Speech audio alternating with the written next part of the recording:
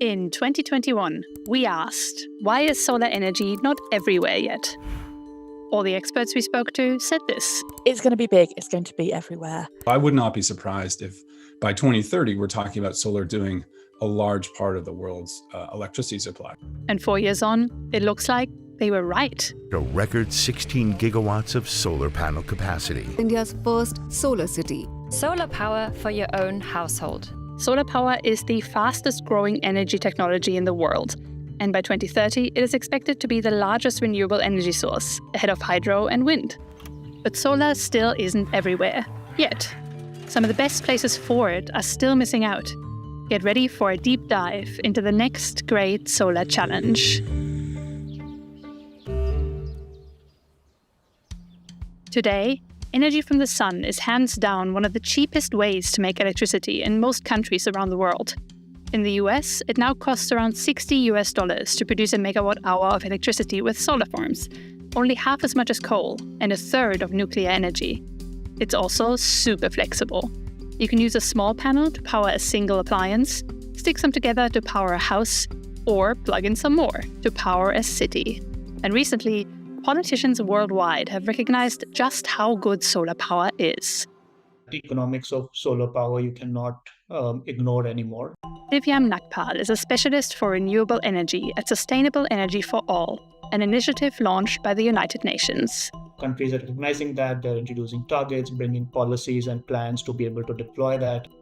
All this has meant the amount of solar power that's been installed, aka solar capacity, is now triple what it was 5 years ago. And forecasts for the coming years keep being revised upwards.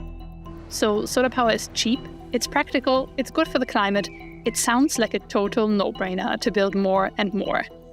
But there's one big thing holding it back from booming even more: inequality. Here, compare that to this. Look at this map. It shows solar potential, essentially how much energy you can get out of each solar panel. You might notice there's a pretty wide spectrum. If we plot each country's solar potential on a chart, it looks like this. See how some European countries like Sweden and the Netherlands rank on the left on the low potential side? High potential countries, including Australia and the United Arab Emirates, can be found on the right side of this chart. They have more hours of sun per year to harvest for energy. And look where Namibia and Chile rank. One solar panel there could produce more than twice as much energy as one in Ireland or the UK. So you'd want a lot of solar panels in these countries, right? Well, that's not what's happening. Let's make this chart a little more interesting. Here's how much solar power the UK had installed in 2023, around 230 watt per person, as much as half a solar panel. And here's the rest of Europe, with the Netherlands and Germany at the top, with the highest capacity per person. Now here is the rest of the world. The top right corner is the absolute sweet spot, high potential and lots of solar panels installed. But it's empty up here, except for Australia. Most of the countries with the highest potential are still down here. Every single country in Africa has fewer solar panels per person than rainy, cloudy UK. So what do you do if you're one of these countries and you want to get up here? Some are going big. Take the United Arab Emirates, for instance.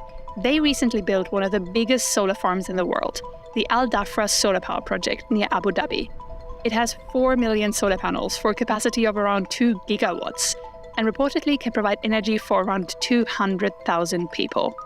Large solar farms like these are the most cost-effective to build and maintain, which is why we're seeing more and more of them. These sorts of projects need space, money, and a stable electricity grid. And not all countries have all three. Even if you have space and money, do you have the power system that can absorb that amount of utility scale power, especially the transmission systems? This is Ashish Khanna. He is the Director General of the International Solar Alliance and has been working on expanding solar power for more than 20 years. Today's electrical grids weren't really built with solar power in mind, so most countries are still working out how their energy grids need to adapt. Chile, for example, gets its solar power from large farms in the sunny north. They're being built so fast that their electrical grid hasn't kept up with the influx of energy. So to keep the grid from overloading, Chile has to throw away almost 20% of the renewable energy they produce. These problems can spook investors. if the investor does not see a long-term policy certainty and a minimum return, it often leads to problems of either an interest or a very high tariff. This is a big issue for almost all forms of solar power. Most investment in renewable energy still happens in rich countries, many of which are on the low potential side of our chart, while many on the high potential side are struggling to find the funds. Today, most countries do not have a very strong policy, regulatory, and governance environment that is conducive for private sector investment. So, big solar farms like the ones in the Middle East need modern grids and lots of money, which many of the high potential countries in our chart don't have right now. Luckily, giant farms aren't the only way to build out solar power. India is a recent entry in trying to have a very large target of upwards of 40 gigawatts to be done on solar rooftops. The idea of solar rooftops is simple but genius. Let people make electricity right where they use it, in their own homes and businesses. Ideally, it's a win-win-win. Lower energy bills for consumers, less pressure on electrical grids, and more clean energy in the world. No wonder the idea is popular everywhere. A solar rooftop may be cheaper than a whole solar farm, but it's still a big investment for homeowners. That's why many governments, including India, subsidize the upfront cost of installing solar power with national and regional programs, like here in Ladakh. In Germany, which has a lot of solar power installed already, some cities even offer rebates for renters. A little balcony plant like this might cost around 500 euros, 250 of which the city of Berlin will reimburse. Apart from subsidies, many countries also let you feed surplus energy back to the grid and get paid for it.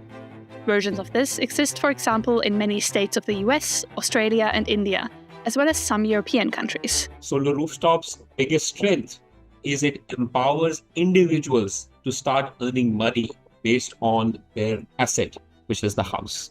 Even without any government incentives, the energy security that solar power offers is worth a lot. Where governments don't step in, people take out private loans or dip into personal savings to be able to afford solar panels. You ask anybody, on the street what they're saving up to if they have that capacity, and the first answer became solar panels for a lot of the consumers. Mohammad Mustafa Amjad works for the Renewables First think tank in Pakistan, where solar panels have become a way out of steep electricity prices and frequent power outages. The shift has been massive. In 2022, Pakistan imported around 2.8 gigawatts of solar panels. In 2024, 17 gigawatts. The country now produces more than 10% of its energy from solar power, more than the global average. From a government's perspective, rooftops can be a great place to start putting up solar panels. It doesn't require so much money at once and can be more independent from the electrical grid. Financial support from the government can help people make the switch more easily. For them, solar power means energy independence. And that is particularly important where power from the grid is expensive, unreliable, or not available at all. In sub-Saharan Africa in particular, a lot of people aren't connected to any form of electricity, let alone a stable grid.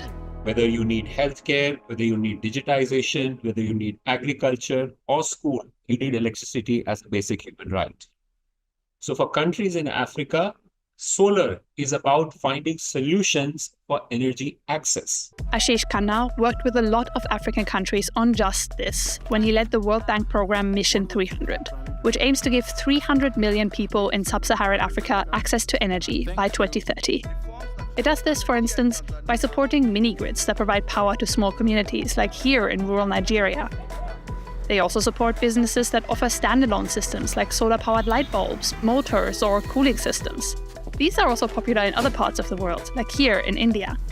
We no longer have to wait for large infrastructure to be built by government, which takes decades. Now we can move faster, move much more quicker in terms of making sure that everybody has access to energy. If things go according to plans laid out by the African Union, then by 2030, the energy network in sub-Saharan Africa could look a little like this. In addition to existing and planned transmission lines for the electrical grid, these blue lines here, there would be plenty of mini-grids shown in red and standalone systems shown in green to fill the gaps in rural areas.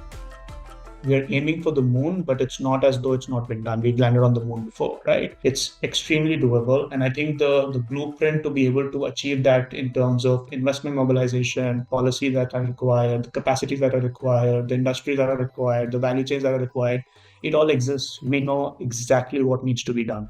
There are still lots of people in the world that don't have access to clean electricity. But solar power seems to be in a good position to change that. At the 2023 climate conference, nearly 200 countries signed a pledge to triple renewable energy capacity by 2030. And so far, it looks like we're pretty much on track, with solar power making up most of the new additions. That means that in 2030, there could be 2 solar panels installed for every person in the world. And it would be smart to put a lot of those right here. And economics of solar power is so good right now. If you're advanced, if you're fast developing, if you need energy access, or if you're island countries, solar will be part of your energy solution. The great thing here is that every little bit helps. Every solar panel, solar rooftop, and mini grid that goes online not only helps us ditch the fossil fuels that are destroying our climate. Reliable, independent electricity also makes a massive difference to many people's daily lives. Are you seeing a difference because of solar subsidies or a new mini grid where you live? Let us know in the comments below and follow for more videos like this.